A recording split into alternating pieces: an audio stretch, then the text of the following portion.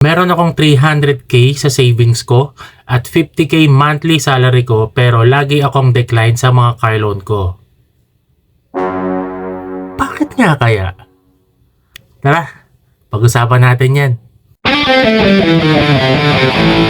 May mga client na akala nila kapag may laman yung savings account nila ng 100,000 to 300,000 ay akala nila automatic approve na sila sa mga bangko.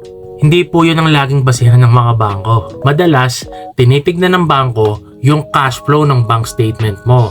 Ibig sabihin, yung in saka yung out ng pera mo sa bangko mo, kaysa sa naiwan na laman as savings. Kung sumasahod naman si client ng 50k at merong siyang savings na 300k, kung pagbabasihan ng numbers, malaki tsansa na ma-approve siya, di ba? Pero, hindi kasi porket malaki ang sahod mo, automatic approve ka na. Ano ka nasisira, ulo? May mga tinitignan din kasi na bank parameters katulad ng income stability at credit history mo sa bangko. Ito yung pwedeng dahilan kung bakit na-decline tong nag-comment na to. Baka meron pala siyang history na nagsoli siya dati ng sasakyan or kaya nahatakan siya ng unit. Merong credit card na hindi binayaran or kung na-fully paid man ng mga loans, baka nagkaroon siya ng mga delayed payments dati. Question: paano naman kung walang ganyang record si client?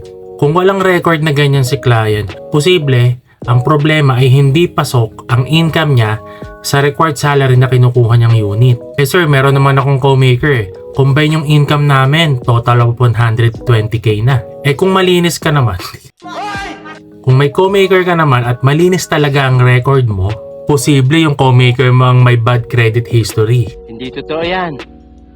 Bola lang yan.